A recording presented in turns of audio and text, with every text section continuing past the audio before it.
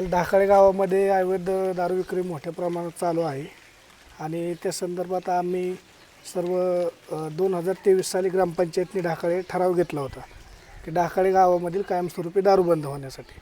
त्यास प्रशासनाला पत्रव्यवहार पण झाला होता, दारू बंद होती, परंतु सध्याच्या काळामध्ये ढाकाळे गावामध्ये अवैध दारू विक्री सुरू झाली, त्याचा नाहक परिणाम ग्रामस्थांच्या जीवनावर होत आहेत। मी या संदर्भात 2023 पासून दारूबंदीसाठी पाठपुरावा करत आहे, तरी देखील 1 वर्ष झालं दारू विक्री चालू झालेली असून येणाऱ्या 16 तारखेला दारू प्रतिमात्मक पद्धतीची आम्ही कोल्हापूर कार्यालयासमोर आंदोलन करणार आहे। हे आंदोलन करून देखील दारूबंदी न झाली तर केमिकलयुक्त दारूनी आमच्या गावातील ग्रामस्थ मरण्यापेक्षा आम्ही माळेगाव पोलीस स्टेशनच्या कार्यालयासमोर आत्मदहन करू आणि आम्ही स्वतः मरू, पण दारू विक्री ही बंद करावी एवढीच आमची पोलीस प्रशासनाला विनंती आहे। माझं नाव प्रमोद चव्हाण।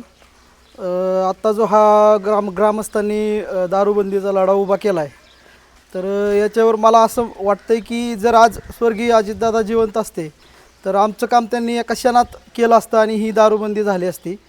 पण त्याच जागी आम्ही आशेने सुनेत्रा वहिनींकडं बघतोय किंवा वाट बघतोय की त्यांनी आमच्या या प्रकरणात लक्ष घालावं आणि गावाला न्याय द्यावा।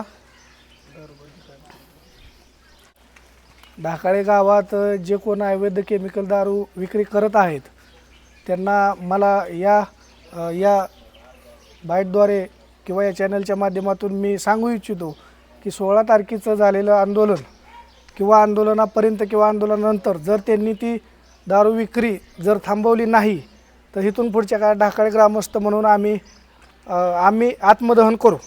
आणि उपमुख्यमंत्री सुनेत्रा ताई पवार यांनीसुद्धा या आमच्या गावच्या मुद्द्याकडे जातीनं लक्ष देऊन ढाकाळे गावातील कायमस्वरूपी दारूमुक्त गाव करून इथल्या लोकांना, इथल्या महिलांना, इथल्या तरुणांना न्याय द्यावा ही अपेक्षा